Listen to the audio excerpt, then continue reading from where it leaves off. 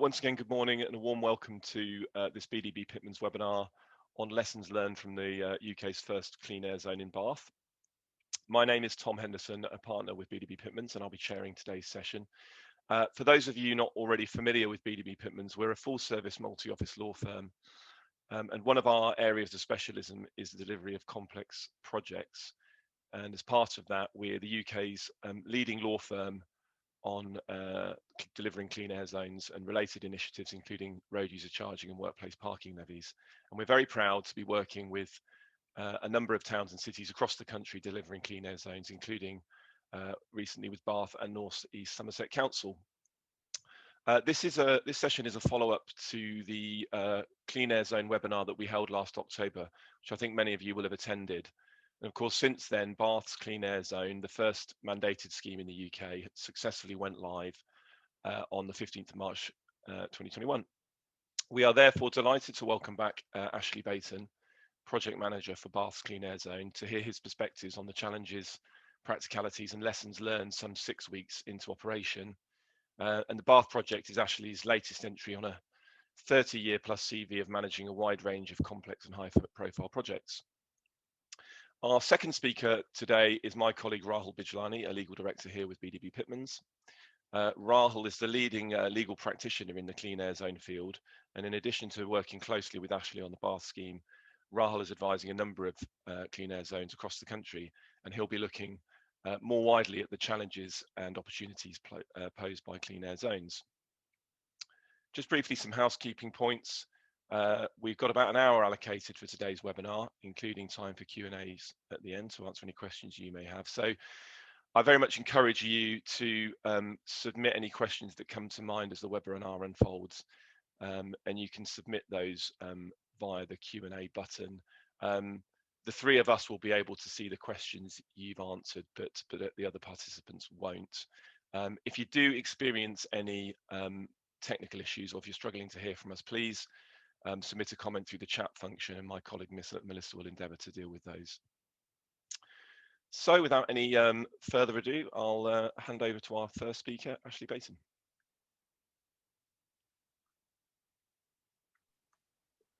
Thanks, Tom. Thanks, Melissa, for the first slide.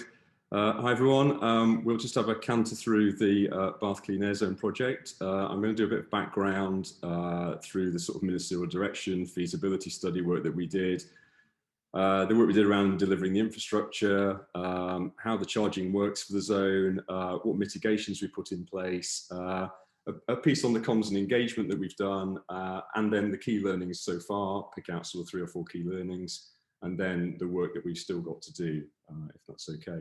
Melissa, could I have the next slide, please?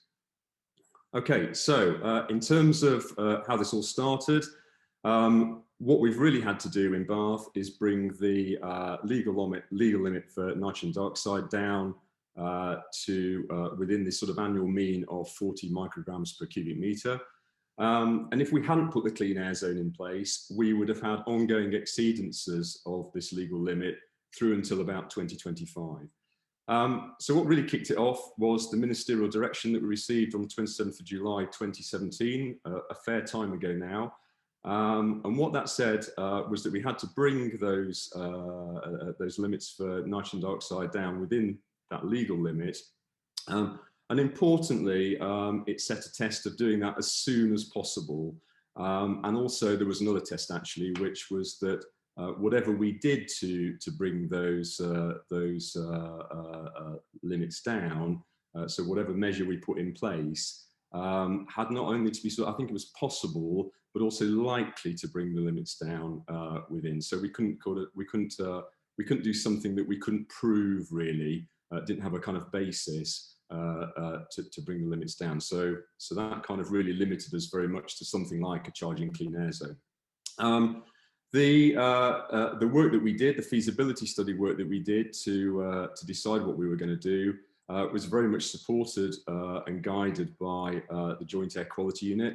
And the Joint Air Quality Unit was a collaboration, or is and continues to be a collaboration between DEFRA and DFT. Next slide, please. So that feasibility study, which also was fully funded by DEFRA and DFT, so that's another important point. There was no sort of burden placed on the council in developing the kind of the business case. Was really following the usual sort of HM Treasury kind of setup, strategic outline case, where we set out our short list of options that were, as I say, likely to deliver compliance in the shortest possible time. So meeting those sort of key tests. An outline business case that then took that short list of options and narrowed it down to preferred option. And then the full business case, which is really sort of developing out the detail to allow the scheme to be implemented. And a really important point, and I will come back to this later, not only did we review, obviously, the business case that the consultants put together, the Joint Air Quality Unit reviewed it, but there was also 2 independent review panels that reviewed the work that we did. There was a technical panel, so I guess looking at the detail of the air quality modelling and the traffic modelling and such like, and then also a delivery panel that looked at the sort of feasibility of our programmes and plans to implement the scheme. Next slide, please. So in terms of timeline, the strategic outline business case was delivered in March 2018. So as you can see, we turned that around fairly quickly. I think I joined the project, we were directed in July 2017, I joined in August 2017, and by March 2018, we'd already got the strategic outline business case over the line. Then we developed very quickly again an initial OBC in September 2018. So that was a really good and quick timeline there. And at that point, we decided on a preferred option of a Class D charging clean air zone. So that would be everything charged, including private cars. We then consulted on that. And we had the largest consultation response that the council had ever had, which took a fair while, if I'm honest with you, to wade through all the consultation responses and give them due consideration. We did that, and in March 2019, we finally delivered up our final OBC, which set out a revised preferred option of a Class C charging clean air zone, but with traffic management in a place called Queen Square in the centre of Bath. And what we did is we effectively introduced that traffic management scheme to deal with a couple of key exceedances that we had on the network, and that enabled us to take private cars out of the equation. And we can talk about that possibly in a discussion later on if anyone's interested as to sort of the rationale behind that. We then had a change of administration, so we moved from Conservative to Liberal Democrat. There was an independent review undertaken, and we also felt the need, because we hadn't consulted on the Class C, to do a further consultation on that option. We did that along with the draft charging order, and ultimately we delivered our full business case in January 2020. So it did take longer than we were originally directed to do, but the result was very solid. And as I say, there's a clear sort of progression there through a very thought through and logical sort of business case development process. So that's kind of how we got to the point of implementation. Next slide, please, Melissa, thanks. In terms of the infrastructure, really 2 main components, as I say on the slide.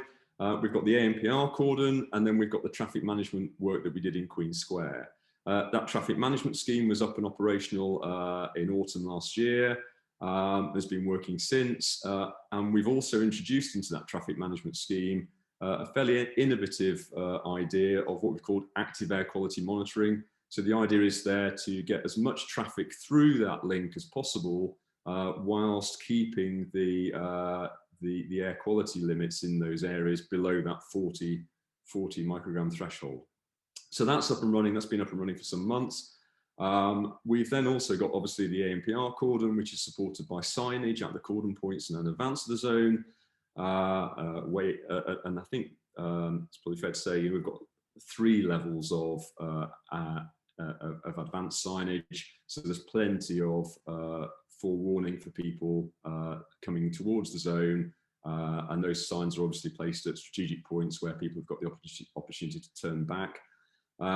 So all that signage is also installed, and as well as that, we've also got repeater signs within the zone, because we mustn't forget that there may be some people who are moving around within the zone, possibly have parked up overnight and what have you, and need reminding again perhaps the next morning that they have they are driving around in a clean air zone.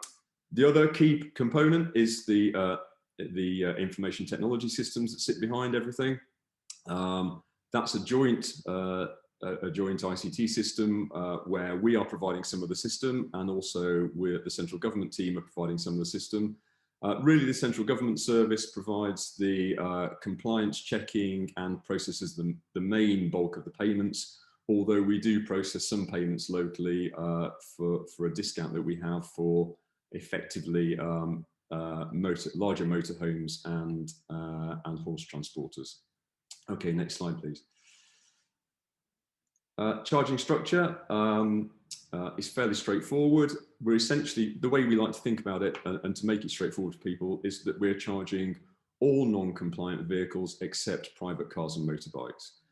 It then gets a little bit more complicated for people in terms of the various emission standards that are applicable. But the vehicle checker that the government provide is a simple way of understanding that. And what we tend to do is not really mention now in our website and our copy the various bits of detail we've set out here, but we more tend to direct people towards the vehicle checker and use that as the way for people to determine whether they have a compliant vehicle or a non-compliant vehicle. As it says on the slide, the classes of compliant vehicle are Euro 6 diesel vehicles, Euro 4, 5 and 6 petrol vehicles. So in some instances that's going back to 2005, 2006, depending upon the vehicle type. For us, fully electric and hydrogen fuel cell vehicles are exempt or compliant. We've also taken the view that we would treat hybrid vehicles as compliant. At least people are making some strides towards electric vehicles with those vehicles. And then also we have modified and retrofitted vehicles where they're registered with what's called the CVRAS scheme, which is run by the Energy Saving Trust. So there's that bundle of vehicles that are compliant in the scheme. Everything else would be treated as non-compliant unless it's got a national or local exemption. The other important point about the scheme is you can have an account, but it's not possible to, as it were, rack up charges and sort of pay by direct debit automatically at the end of the month.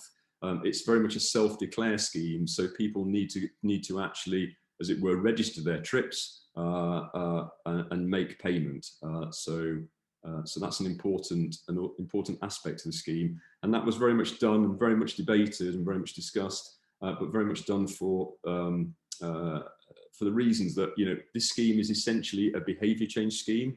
We're trying to get these vehicles compliant as a way to improve the air quality. So just having the ability to pay is not the way forward. We want to encourage that behaviour change, and that's the same for all. That's the same for all charging clean air zones.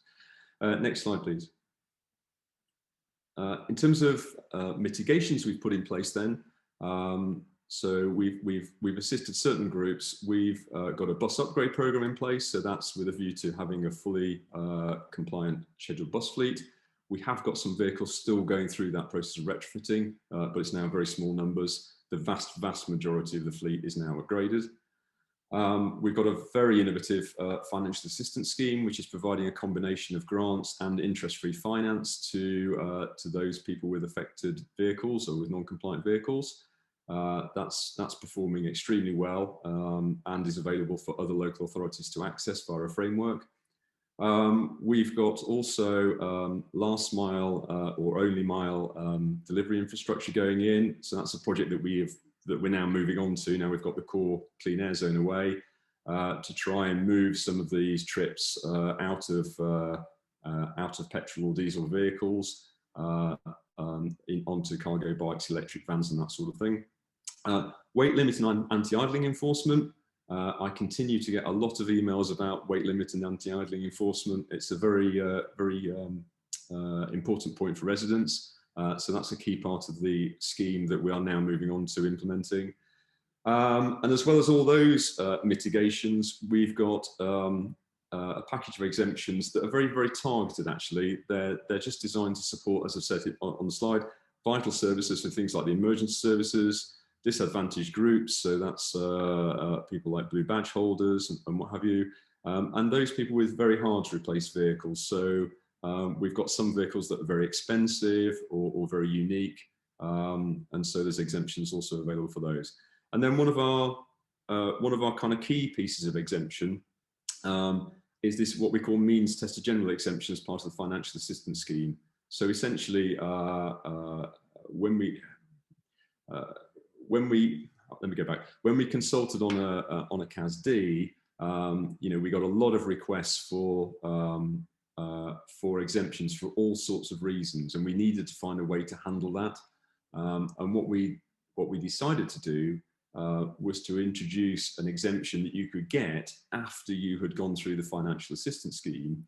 And then what that means is that those that can afford to upgrade through the financial assistance scheme with that support do so, and those that can't afford to upgrade can access an exemption.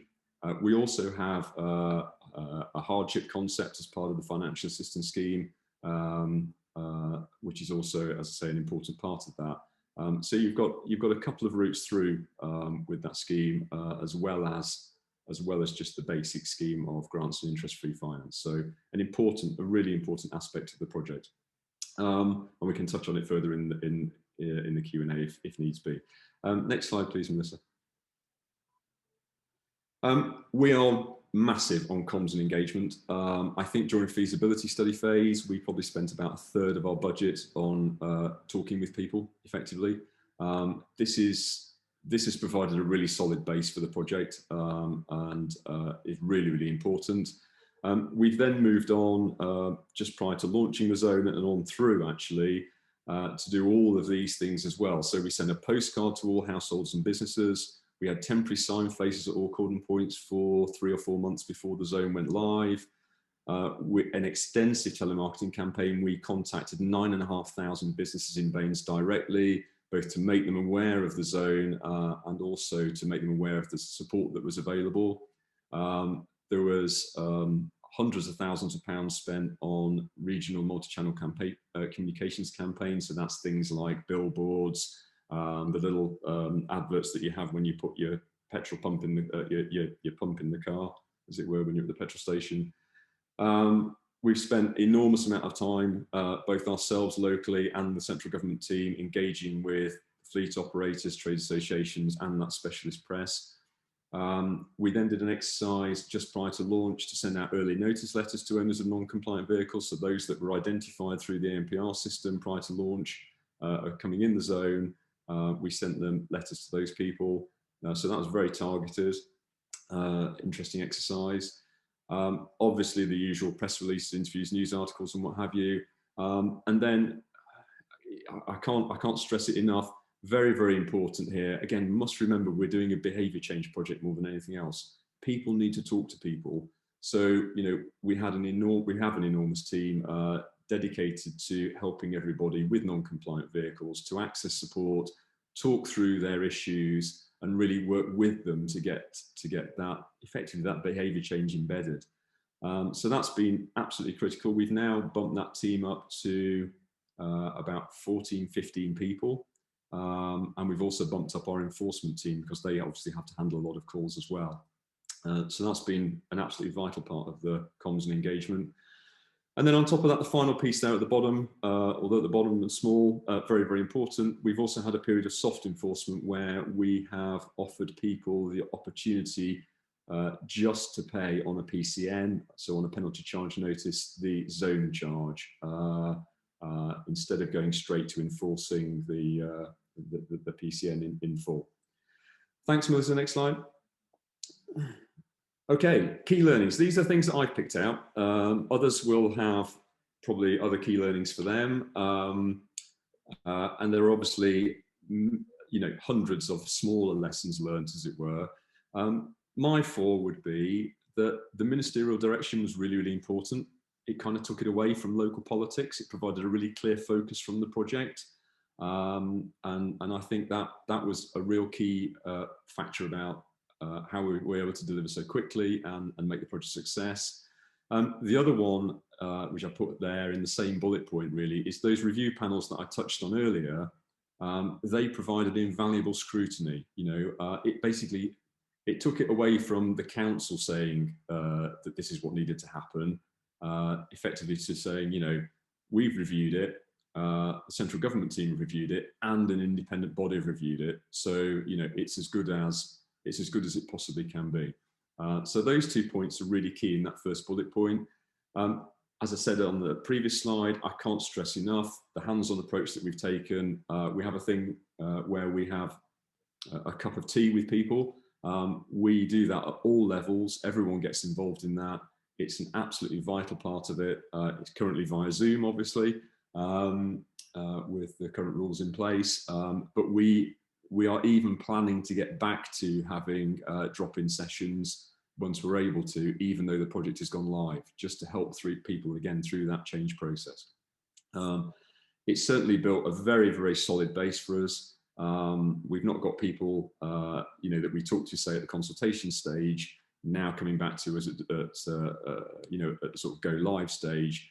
Those people are there, understand the rationale for the project, and now we're handling the people that are coming to the party sort of later on, as it were. So we're not having to go back and revisit people that we were talking with previously. So absolutely solid that we've done that all the way through. And key, another aspect that's been absolutely key for me is getting the right attitude and approach in the project, fostering and maintaining that really sort of positive and collaborative approach. And we've worked hard to do that as a team, not only in our team, not only across all of our suppliers and consultants and what have you, but also working with the government team on that, so that everyone feels that it's their project, and everyone is working together to deliver it as fast as possible. Really big piece. My final one is that it's not over when it goes live. So for us, the go live date was 15th of March. It's likely that we will have another potentially 6 months, even possibly 12 months of sort of embedding this project to the point where it's business as usual. It is, as I keep saying, a very significant behaviour change programme. We can't forget that. It's not about putting an ANPR cordon in place. It's not about delivering the scheme at Queen Square. It's not the infrastructure. This is very much a multifaceted project, and really at its heart, it's trying to change behaviours. So that's why we are so big on that very sort of hands-on approach. Okay, next slide, please, which is, I think, the next step. So in terms of where we go from here, as I touched on that last point, we've got to now support the transition to business as usual. That will take some time. It's not something that's been done before. It's going to take some support. We will work that through. We've got to continue supporting vehicle upgrades through the financial assistance scheme. And then that team that we have that is doing that work at the moment is then going to move on to doing some broader behaviour change work with businesses and residents groups and what have you. So there's a big piece of work still to do there. We've got other projects, as I said earlier, that we've kind of put off while we focused on the core scheme. So we've got to progress to the last and only mile delivery projects, the weight limit and idling enforcement projects, and a number of other things as well. Interesting one, the next one, which is setting up a steering group to decide how to spend any surplus revenue from the zone. A couple of things spring to mind. We could maybe put it into funding more vehicle upgrades. Obviously, the government's given us a fair chunk of money, around £9–10 million to go towards vehicle upgrades, but we may wish to put more money towards that. The other thing that we could do is potentially look at measures that encourage modal shift. So that's an interesting stream of work that's going to have to start progressing as revenue starts being generated by the zone, and what have you. Obviously, the key to this thing is getting the nitrogen dioxide levels within the legal limits. So the traffic and air quality monitoring work that we're doing is key, and then evaluating that data and understanding how we're getting on with moving towards compliance is a very, very key point, key part of the project. And then finally, at some point, we will be compliant. Our direction is by the end of this year, we intend to be compliant. We may need some some more time after that to make sure that that compliance is actually stuck, as it were, before we can actually think about doing something different with the zone, which sort of leads me to the sort of final point there, which is what we need to do is work up an exit plan together with central government that sets out the next steps that we are going to undertake once compliance has been achieved. And I know Raoul's going to talk more about that piece shortly. Melissa, I think that's it. So I think we are through to the thank you slide. So thank you for listening to my canter through our project. That's kind of where we are. I hope there's going to be some really interesting Q&A, and I hope you found that useful. Raoul, over to you, if that's okay. Many thanks, Ashley, for that really interesting and insightful look at Bath scheme. I'm going to talk a little bit more widely about the challenges and opportunities posed by clean air zones, and I'd like to talk about low emission zones as well, by which I mean essentially any non-mandated zone of this type. Melissa, could we go to the first slide? So I'll canter through some of the basics of clean air zones, why we're having and how we got here, how they differ from non-mandated schemes, such as the schemes in London, which are broadly speaking the same type of thing, look at some key legal issues, in particular the charging order, consultation, and just to touch on subsidy control, i.e. the regime that replaces state aid post-Brexit. And then I'd like to finish with a look at some opportunities for zones of this nature, and look at how public acceptability in that regard may be changing. Next slide, please. So just to canter through exactly what a clean air zone is, I'm sure you're all familiar with this. They impose charges on vehicles which don't meet relevant emission standards. Now, for clean air zones, those have been set as Euro 4 petrol, Euro 6 diesel. But if you're implementing a zone, and I'll touch on how this might occur and who's able to do so, if you're implementing a zone without a government mandate, you can use any standards you like. There are typically different charges for heavy or light vehicles, but again, you can go for one charge or a number of tiered charges. There are PCNs for non-payment, penalty charge notices, enforcements through AMPR cameras. There is the CAZ framework, Ashley's touched on that, for clean air zones, but that does not apply if you're working outside the clean air zone route. And there may also be funding to mitigate impacts or help upgrade vehicles, something Ashley's also touched on. Next slide, please. And again, Ashley's covered this to some extent, but it's just worth bearing in mind that clean air zones are a very specific measure. They arise out of the government's obligation under the Air Quality Directive to meet the NO2 targets Ashley's mentioned. They failed to do so, so some client earth litigation established the legal tests that government policy needed to achieve, which was really the key point being to achieve compliance as soon as possible. And the government implemented an NO2 plan in 2017, and really what that said was, where we identify local authorities with areas of exceedance, we will direct them under the Environment Act to implement a clean air zone, and we'll set out the clean air zone framework to give them some structure. Next slide, please. But if you actually look, let's take a step back at what that legal framework is, what the government's directing authorities to use. It's actually the Transport Act 2000, Part 3, which is really about introducing road user charging schemes. So along the lines of the congestion charge, or as well as things like the low emission zone, though in London there is a different but parallel piece of legislation. But there are other examples. The Dartford Thurrock Crossing is technically a road user charging scheme under that act. There's also a charge, and that's the picture you can see there, to enter the, I think it's Sadler Street in Durham, which is technically a road user charge, and you can see the red C sign there. Oxford is proposing a zero emission zone, Oxfordshire County Council, a zero emission zone in the centre of Oxford, which is similar to a clean air zone, but they've adopted their own standards, focusing on electric or ultra low emission vehicles. And it's a very powerful and flexible procedure. It's a procedure devolved to local traffic authorities. There's no role for central government. And you've got a ready-made set of regulations governing penalty charges, adjudication, and enforcement, which operate broadly in a similar way to parking. And you can simply plug into those procedures. Next slide, please. So just to sort of summarize the legal requirements, they are pretty light touch. Any traffic authority can make a scheme. The key limitation is that the scheme must relate to local transport policies, and net proceeds of the scheme may only be used for that purpose. So there may need to be some due diligence about your local transport policies, but most authorities have local transport policies which, at least indirectly, relate to clean air, for example.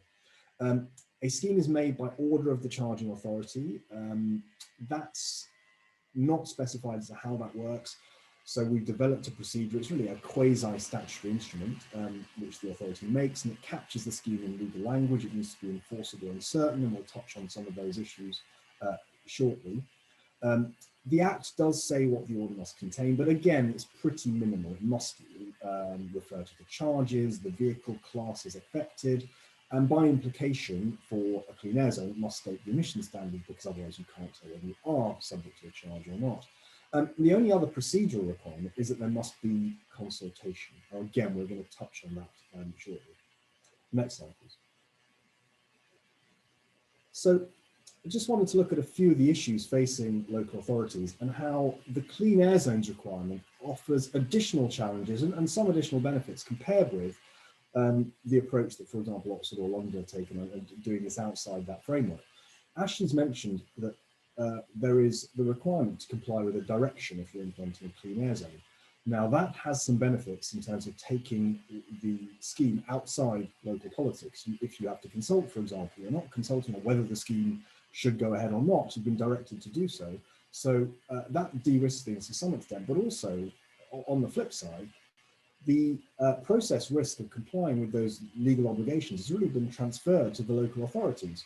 They now have the obligation to do this as quickly as possible, and that brings with it the risk of legal challenge if they fail to do so. Client Earth have been particularly hot on this, and they've sought to hold all local authorities to account, so that's a real risk. Along with that, there are difficulties in dealing with options and proportionality. The legal test doesn't allow a lot of room for a balancing act. If you can get there quicker to NO2, relevant NO2 standards with the CAZD, for example, but that would have negative economic effects. There's not a lot of scope for setting those off. If in theory a CAZD gets you there quicker, you ought to be doing that. So there's a very difficult process to interpret and implement directions in the light of European law and case law. That has all had to be done in the absence of any real clear national standards or processes. You're also reliant on government in terms of things like the vehicle checker and the payment portal, which introduces dependencies in terms of timing. So you may remember a year or two ago, Birmingham and Leeds were delayed because of problems with the central systems. And Ashley's talked about the questions that you'll face at the end of the scheme. In theory, once you've achieved compliance, the Clean Air Zone has done its job. It may still be benefiting the area, it may still be reducing NO2, but you don't have a mandate to reduce it as much as possible. You're only reducing it through a Clean Air Zone to the legal limits. So you've got a decision to face. And Ashley's talked about an exit plan. I'll talk a little bit more about how these things might look going forward. Contrast that with a low emission zone outside the Clean Air Zone framework, where you have no direction to comply with. So you have no wider legal requirements beyond the Transport Act 2000 requirements I mentioned above, which gives enormous flexibility in terms of the scope of the scheme. You can have it as wide or as narrow in terms of area or vehicle classes as you like. Obviously, it has to be reasonable and not arbitrary. You've got a lot of flexibility. There's no as soon as possible requirement. So in terms of timing or scheme changes or refinement, it's been very difficult for Clean Air Zone authorities. You've had to deal with all those things whilst always keeping their foot on the gas, also through COVID. A lot more flexibility outside that framework. I suppose the downside compared with Clean Air Zone would be that because you don't have this central government direction, you are back within the realm of local politics. So this sort of thing could become an election issue. So there needs to be political will and or sufficient local support. You don't get the same central government funding as you would for a Clean Air Zone.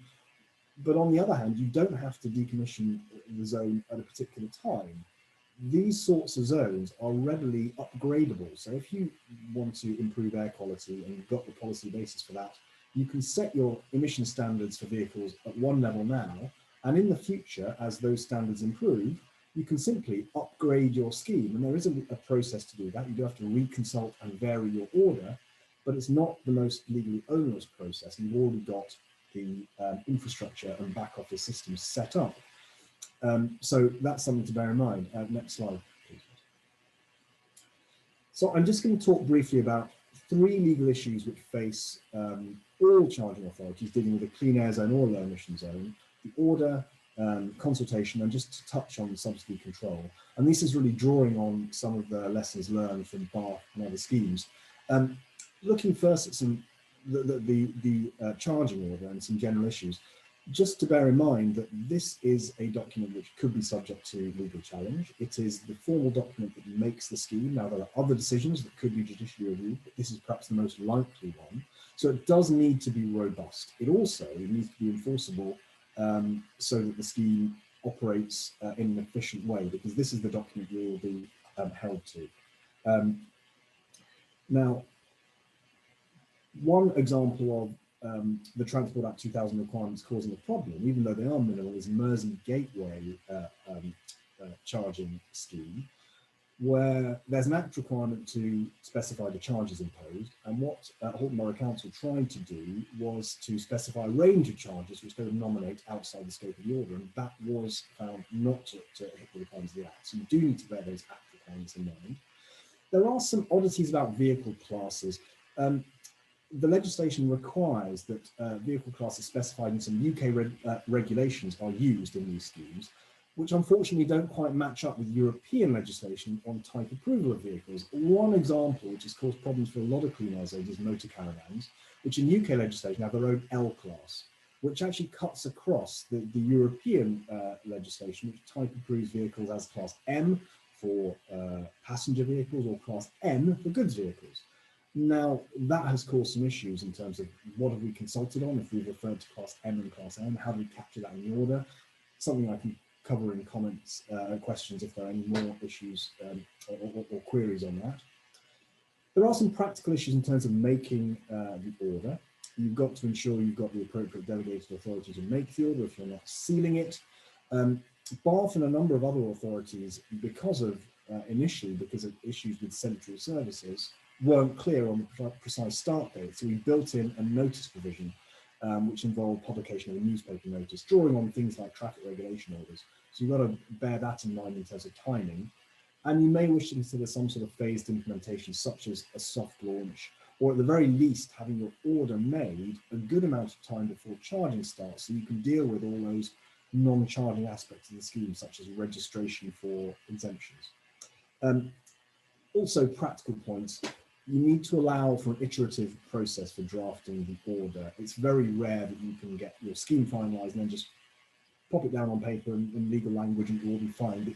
The process tends to involve a bit of feedback and tends to throw up issues as you're drafting, which then feed back into the scheme.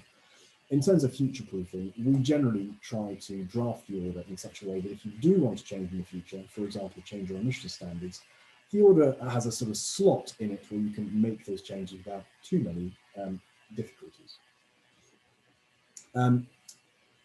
Exemptions is one example of where you need to be very careful in drafting your order. It helps if you've got existing definitions or statutory processes that you can plug into to identify whether a vehicle is exempt or not. For example, if you've got DVLA data which says a vehicle is a particular tax class, or you've got an existing statutory process like community service vehicles have a permitting process, you can rely on those to be clear whether a vehicle is exempt or not. If not, you may need to draft some bespoke provisions. And it can be very difficult, particularly if you've got a user-based exemption, where a vehicle is exempt when it's being used for a particular purpose. You've got to consider those sorts of exemptions very carefully, because how do you know whether that has in fact been the case? What we're really going to need is some sort of registration requirement so that people give you details which you can then check against a VRM and consider whether that registration, whether that exemption is being met. Next slide, please. The second general point really is consultation. Now, the statutory requirement for consultation is pretty broad brush. It's to consult such local persons and representatives as the charging authority considers appropriate. Now that has pros and cons. It leaves an awful lot of discretion, but therefore a lot of risk with the charging authority. It's not a tick box exercise. You have to apply some judgment, and the usual public law principles apply. But it's also worth considering, and I think Ashley's touched on this, the desirability of some broader consultation and perhaps multi-stage engagement. Now, statutory consultation has to be on the scheme. So you have to have a reasonably developed proposal before doing that. You may want to consult before that on some broader issues.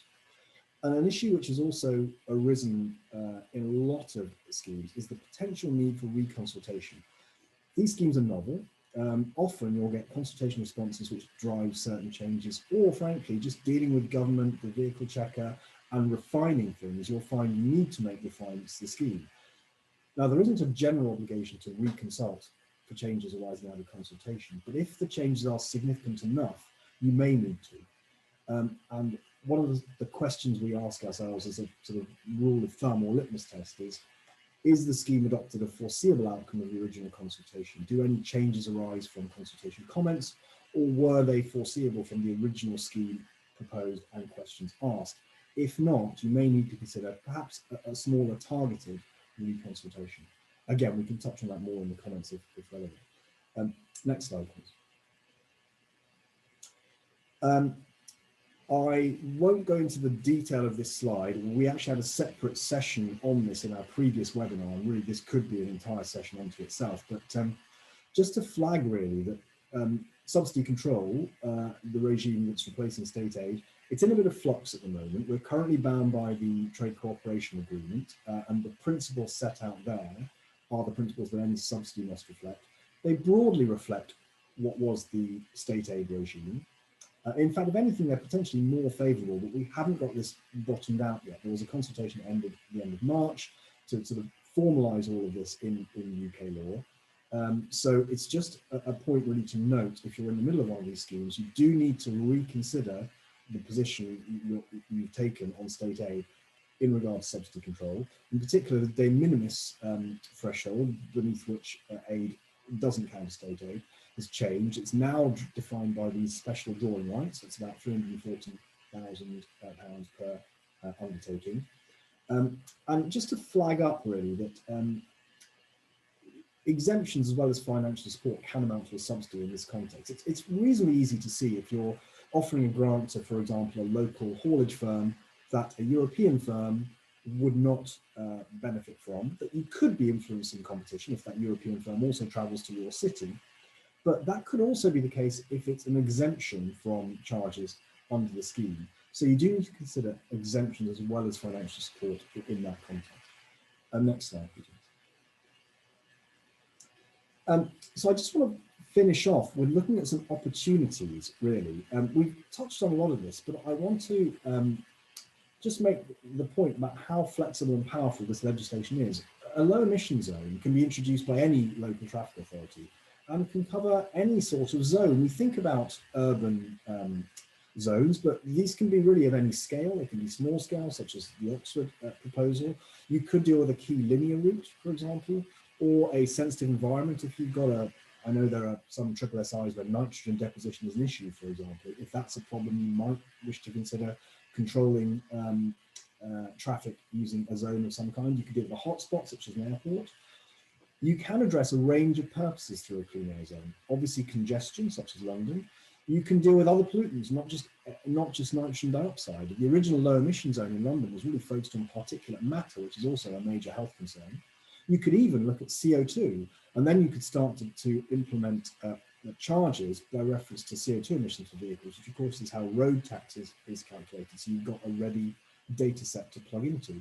You could even, Nottingham took this approach to their workplace parking levy, you could link the charge to funding some other transport improvements. So for example, a low emission zone charge the revenues could be used to fund electric vehicle infrastructure, for example.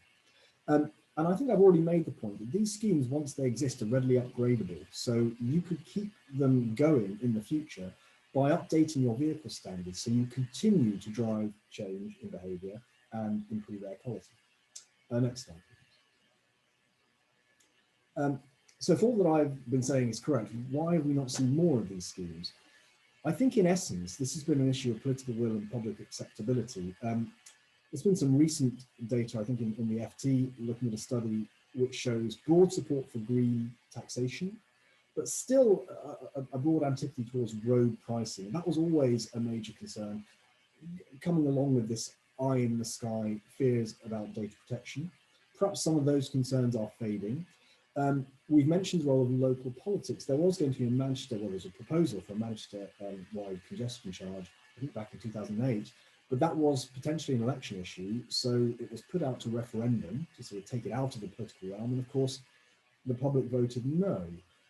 Contrast that with London, where Ken Livingstone had significant mayoral powers and he had the time to introduce a congestion charge. There's also always been this thought that, well, London's different. It has those mayoral powers. It has a much better public transport system. So maybe if London can do it, that doesn't mean that other cities can. Next slide, please.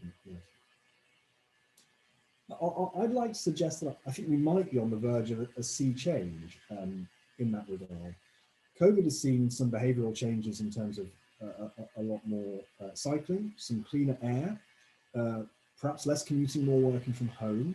There's also been the less predictable impact that fleet upgrades have been delayed, so that when traffic does return to the roads, there may be a slightly worse impact from on air quality than expected.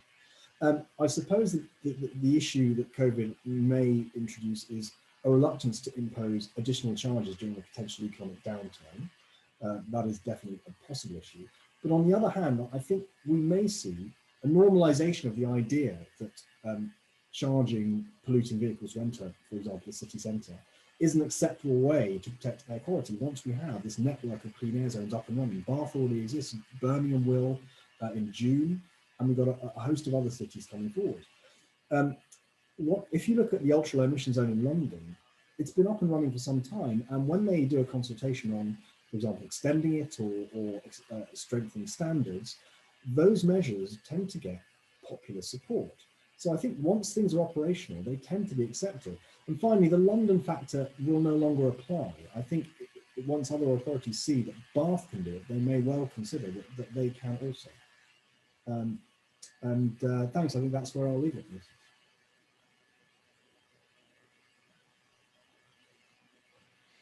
Thanks, Rahul, and thanks, Ashley. So we'll move on to the Q&A. We've had lots of excellent questions, so thank you for those of you that have posted those. I mentioned that we had around an hour. I mean, I think the three of us are happy to push on beyond the 10 o'clock mark. Obviously, appreciate some of you on the line may need to drop off, but there's lots of interesting questions, so we'll endeavour to take some time to work through those. So I'll broadly take them in the order that they've come in and invite Ashley and Rahul to comment as they see fit. The first question was around signage. It's a question about, it's probably for you, Ashley, around whether in the signage you actually direct people to the likes of park and ride schemes and sites. I actually had a related question to that as well.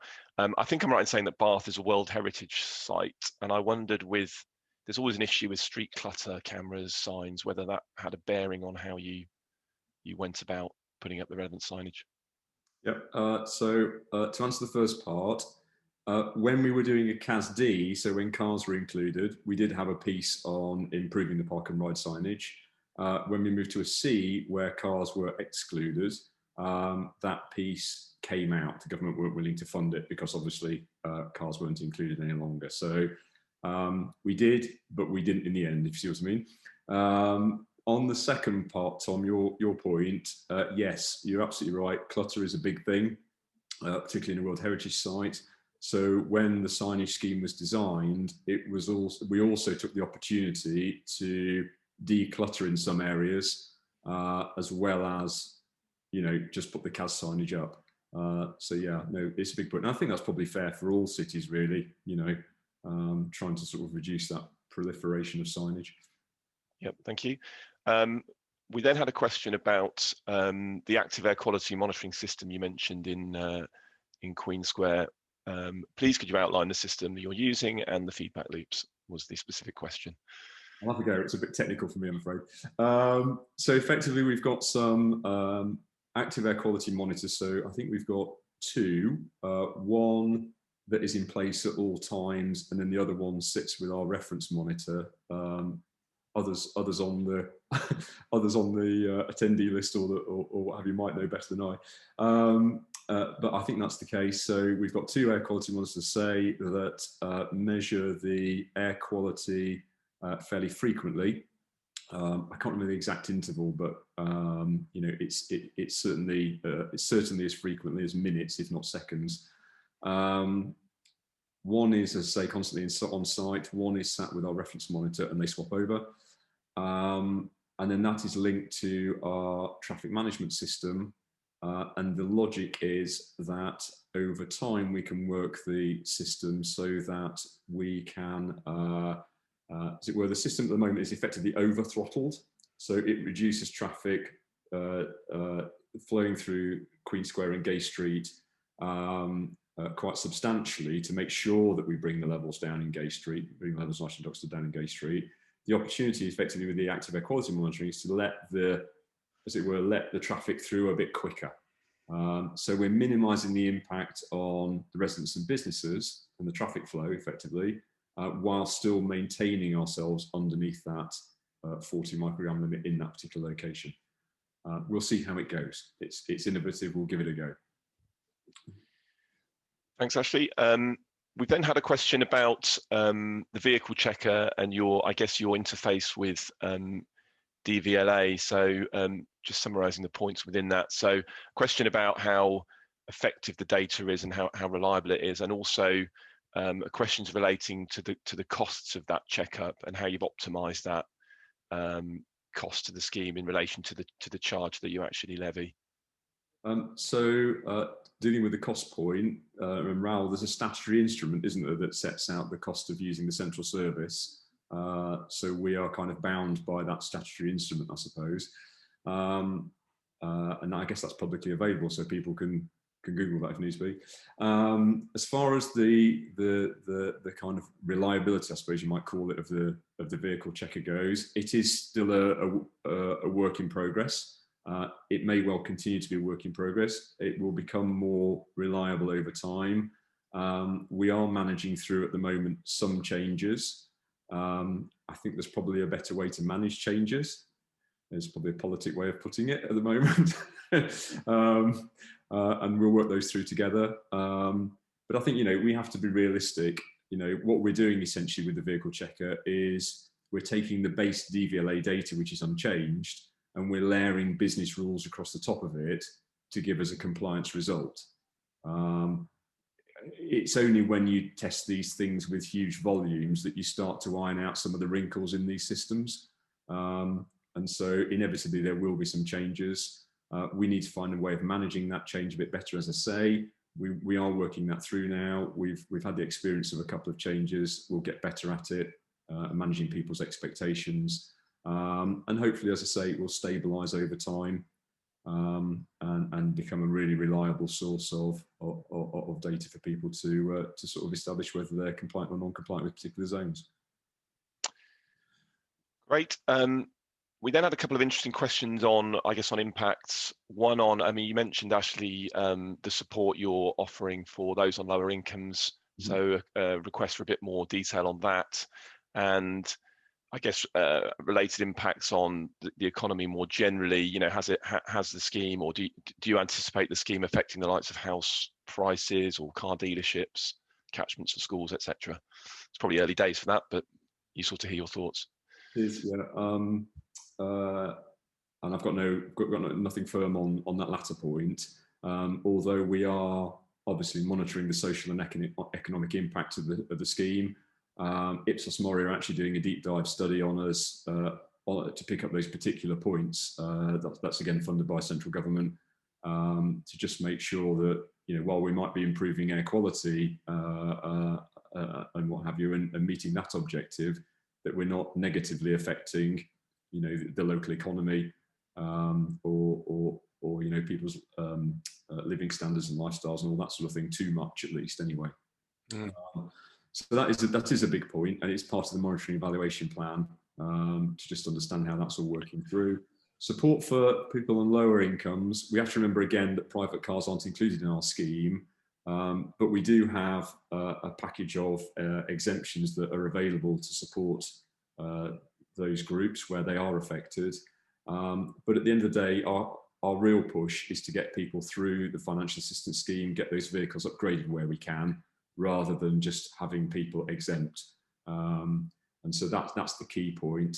We've got a grant scheme. As I say, the grants can be topped up with interest-free finance in our scenario. And then just as a backstop on all of that, we've got a hardship kind of arrangement, which people can refer to as well. So we can pick up people through that process as well. And effectively what we're doing with that is we're potentially removing some of the constraints on grants, so that we can give people potentially a bit more grant to get that vehicle upgraded if that's needed. Mm.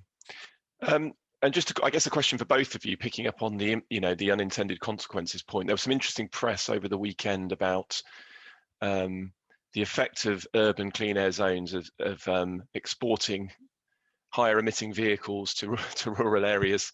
The price of these vehicles is going down. And I suppose, I guess the question I'd pose to you both, perhaps a philosophical one, is that a good or a bad thing? Rahul, Yeah, perhaps you want to pick up that one? I've got a couple of thoughts on that, Tom. I mean, to my mind, this just demonstrates how narrow the scope of clean air zones is. There really isn't a lot of scope for thinking about broader issues. You've got a legal duty as an authority directed in this instance to reduce NO2 in your area as quickly as possible, only to the relevant legal limit. If you could do something a little bit slower, which will get NO2 even lower, well, that's not permissible. If you could do something more efficient that might have other benefits, well, that's not really permissible either. And there really isn't an obligation to consider the wider impacts on other areas. You're only considering impacts in your area. Now, to some extent, sharing, moving traffic around may be one way to deal with that. You're dealing with concentrations. If you've got a high concentration in one area, it might be legitimate to say, well, we can deal with that by trying to move traffic around within our area to reduce concentrations. If, however, you cause an exceedance in another area, it's potentially a problem, but it's not one, I don't think, that government policy really addresses. Ashley, any thoughts to add to that? It's public knowledge we are doing it at Queen Square. Effectively we're displacing traffic out of Queen Square and Gay Street to lower the nitrogen dioxide levels in that particular location. It's a function of these schemes. There are, I think, other authorities, I think I'm right in saying there are other authorities who have used similar tactics to address particular exceedances. So we're doing it.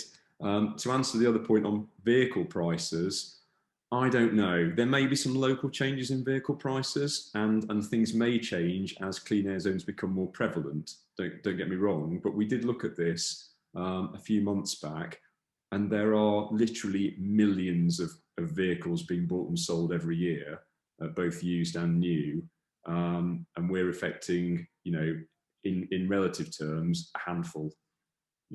So whether our clean air zone on its own makes much difference to vehicle prices, I'd be very, very sceptical about. Whether a series of clean air zones coming forward and more of a national movement to one, movement in that direction by, a host of cities, that may well have an impact on prices as we go forward. We'll have to wait and see. Okay. As I say, we've reached 10 o'clock, so I understand some of you on the line may need to drop off, but the three of us are very happy to stay on. We've got a lot of questions, very interesting questions, which hopefully a number of you would like to hear the discussion on. So we'll keep going for another 15 minutes or so. The next question was around the feasibility study and the funding of that. I'm not sure this is a question you can answer, Ashley. It's a question about the total cost of the work from the feasibility study through to commencing operation. So the cost of the feasibility study, if I remember rightly, was around the 2 million mark. So to get to that point alone, so quite pricey. In terms of money that we have spent, it splits down a little bit between the money we spent on the infrastructure and then the money we've spent on supporting measures, as it were, or mitigations. If I just look at the money on the infrastructure, again, off the top of my head, around the £5 or £6 million mark. So, you know, it's not cheap. It's not cheap putting in clean air zone. You know, got a lot. You know, these are quite, in my world, you know, if I put a building on a site, I've got relatively small little interface with other people. I've got to deal with the immediate environment. You know, I've got to deal with the planning authorities. You know, and a few other things generally. You know, when I'm doing a clean air zone, I'm affecting an entire city. We've got a lot of people to try and bring on board and a lot of factors to consider. You know, there's also all the other things around social and economic impacts and all the rest of it. So, you know, it's unsurprising that these schemes are fairly expensive. You know, also working on the road network, I know we're just popping a camera up on a pole in some instances, you know, but all the traffic management that's required around that is quite pricey. You know, there's a lot of hidden costs, I suppose, in doing a scheme of this nature. That probably add, you know, a good other 50% really, to what you think it might cost when you start sort of getting your pencil out. A question on the logistics chain and how you engaged, you know, with the I guess with the sectors that are particularly most likely to be paying charges. And also a question on, I think you mentioned the last mile initiative, okay. And whether that, you know, whether those concentration points are council led or and are things that you've had to get planning consent for. So on engaging with people like logistics firms and all the rest of it, we, although, put a different way, although government, national government as it were, had a lot of engagement with people like the RHA and at the time I think it was called FTA, it's now Logistics UK, and bus operators and people like that, we engaged directly locally and continuously all the way through the process. So I think that was really, really valuable. So not only did these guys have a lot of time to get used to the scheme coming down the track, as it were, and make changes and accommodate it in that sense, but also we were able to take on board their thoughts and wishes and desires as best as we were able to, you know, while still needing to deliver against the core objective. And build those into the business case. So I think as best as we could, you know, when we came out of the back end of the feasibility study, I hope that scheme that we've that we've implemented as best as we could reflected the feedback that we got and, you know, and the learnings that we had from all of the engagement work that we did. Tom, you'll have to forgive me, I've forgotten the other questions. It was around the last mile point, Ashley. I think you mentioned that there's an issue. I mean, I guess it's a related initiative to the clean air zone, but are these sites, these hubs that you talked about, are these council led, and are they things that you've had to, you know, obtain planning consent for? So on the last mile, that's a work in progress, if I'm honest. We've got funding to support our last mile providers, so people who are taking those deliveries from the last mile, as it were, of that parcels trip. But probably one of the more exciting ones in terms of this project, its objectives, is the only mile part of that. So that's where we're taking out trips where a parcel is potentially going from one place to another in Bath, if you see what I mean. So it's only going a mile. And that's really going to be the more interesting focus of the project. And I think the bit that's probably less developed in people's thinking to date. So we're quite excited about that. And there may be a need for some hubs to sort of facilitate that. Yeah. Okay. I'll group together a few questions, some interesting questions on compliance dates. So I think one specific to Bath, which was a question about whether the shift from CAZ D to CAZ C delayed compliance in the shortest period of time. I'm guessing it didn't, because it wouldn't have complied with the legal requirements, but I'll leave you guys to answer that. And then a more general question, I think, picking up, Rahul, on what you talked about around the point at which compliance is reached and the extent to which you then need to allow a period of time for natural compliance to occur. So I think the essence there being that if you culled the scheme at that point, then you might see a return of an older fleet mix. So, you know, is there a period of time that you then allow, once you've reached compliance, for this sort of natural compliance to be reached in a position where it's not going to reverse itself? Rahul, do you perhaps want to pick up a couple of those points? Thanks, Tom.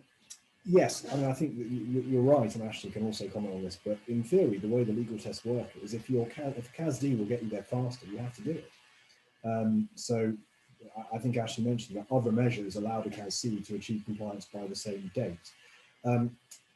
In terms of how one assesses compliance and how long the scheme carries on for, that is a very difficult question. There really isn't any settled law on the matter. You've just got the directive and what the Client Earth litigation has come up with.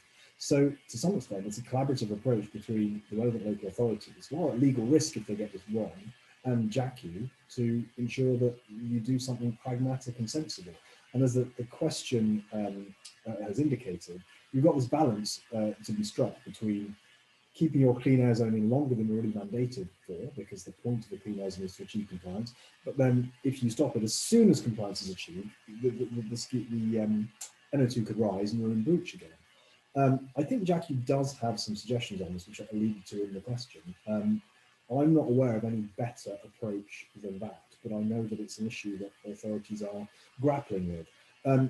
I mean, legally, in terms of the order implementing the clean air zone, we've always drafted those so that they apply indefinitely because of the difficulty in determining when compliance might be achieved. So once your order is lawfully in place, it will continue as long as is necessary.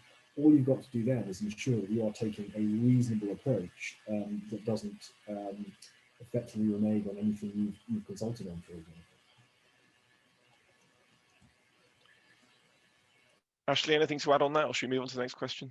No, happy to move on. We've then had a couple of questions from one of our audience members from the Caravan and Motorhome Club, so obviously focusing on their particular interest. So I think to summarise, the first one was around the treatment of camper vans and motorhomes, which the questioner mentions tend to be included as commercial vehicles. And so the question is there a way for those to be treated more fairly on the basis that they're obviously bringing tourist visitors and revenue into an area? And then I guess related to that for Ashley, with Bath as a tourist destination, with the benefit of hindsight, did you feel the communications around the CAZ have reached the tourist traffic, those that would be travelling to Bath but from outside of the region? Motorhomes are a tricky subject. there are other vehicles that are similarly kind of waver, I might put it, between N1 and M1. So between, I think, as we would all colloquially think about it, as a van or a private car. We specifically in our consultation material excluded M1 vehicles, so Mic 1 vehicles. So where motorhomes and camper vans are classed M1, they would, or should, I should say, it is a wrinkle we're just currently working through, if I'm completely honest, they would or should be exempted from our particular scheme at this point in time. It's tricky to draw a line somewhere. Raoul and I have had several conversations about this. It's legally very tricky to draw a line somewhere as well, Raoul, isn't it? I'm sure Raoul can comment a bit more on it. But we have to. We haven't included private cars, so we've got to draw a line somewhere. Just a general comment in terms of fairness. So there are different ways of doing it. There's you can make effectively an exemption and say, well, because these vehicles are not used for commercial purposes, we will treat them as exempt. The reason I mentioned an exemption is that in general, vehicles are chargeable not on the basis of whether they are commercial or not, just on the basis of their Euro category. So somebody could have a van, N1 vehicle, and use it as their primary car. But if it's an N1 vehicle, it's within scope of a CAZ-C.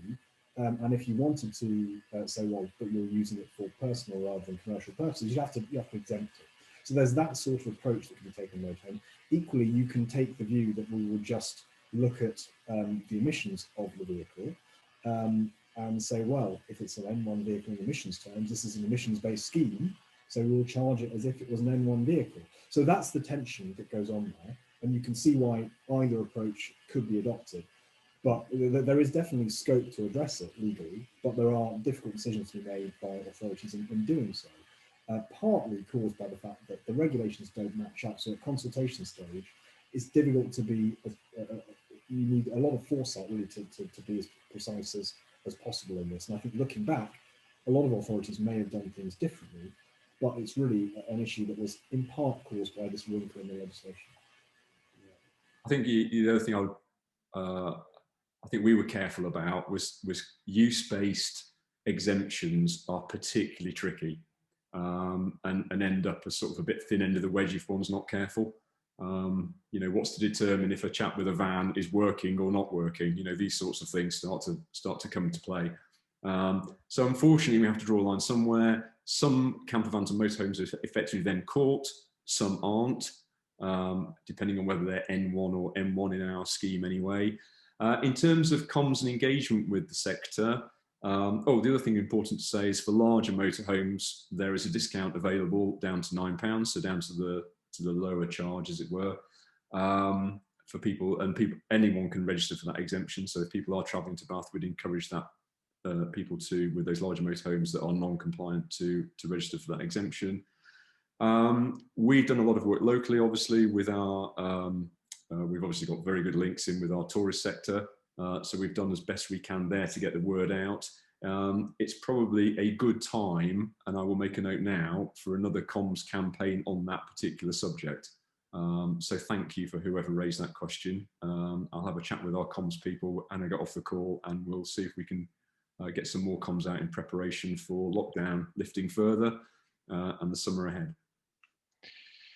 I think we've got time for just a couple more questions. I'll put two questions to you both, just to conclude things. Unsurprisingly, and very, you know, recent in the memory is the Ella Adu Deborah coroner's case, and the recent recommendation that the government should consider implementing World Health Organization emission levels, particularly around particulate matter. So a question there around you know, whether you foresee you know, that potentially coming in, and what implications that might have for clean air zones and the extent to which they could adapt to that. And a second question, and I think this, you know, this was evident, Ashley, from your presentation, which was that, you know, you guys have probably done it as quickly as anyone from direction to implementation, but it's still taken a good few years to reach that point. And so the question was, you know, is there anything that government or others could do to speed up the implementation of these schemes, or is it just the natural course of events that needs to be gone through to bring in something like this? Raoul, do you want to do the first bit? Yes, a very good question, and one with an uncertain answer. There's been a lot of very fine words spoken by government and some ambitious sounding policies without many real legal teeth being proposed in the new legislation. So to my mind, it seems likely that if we are put in a position where there are binding particulate matter limits which local authorities have the responsibility to address, clean air zones or zones of a similar nature are a very likely way to do this, because the other powers that authorities have are not very extensive. Air quality legislation, there isn't, for example, a Clean Air Act, or at least not a modern one, that consolidates all of this in one place, something that the government originally promised and have sort of backed away from. So there's this mosaic of overlapping bits of legislation in terms of control of pollution, dealing with public nuisances, the old Clean Air Acts dealing with things like smokeless fuels, planning powers which can be used to address sort of land use and urban design to reduce emissions. But to my mind, the single most powerful tool that an authority has at this stage is probably a zone of the type that we've been discussing, clean air zone or low emission zones. So I would see those as potentially a major factor in addressing those potential new limits. Ashley, do you want to pick up the timescales point? Timescales my favourite, given my role. I don't know about consultation going any faster, to be honest with you. You have just got to give people time to get used to things. As far as implementation goes, my experience of this, well, my experience of major projects, I can remember one particular category of building that we did where we started off at about 18 months and we got it down to 6 months eventually by doing it again and again. I would suspect that that's not unrealistic in this scenario, that delivery could get a lot quicker than it currently is, especially if you can keep teams together, you can foster good collaboration, you know, and say you can work out all those wrinkles and do some good sort of continuous improvement kind of work, you know, as you're working through a program to sort of really compress those timescales down. It's possible, definitely possible on the implementation side. Okay, I think that's a good place to end it. So we'll need to draw things to a close. Many thanks to both Ashley and Rahul for their presentations and fielding the questions today. And thank you for those of you still on the line for listening and providing some really interesting questions. So I wish you goodbye, have an enjoyable day, and we hope to see you again for one of our future webinars.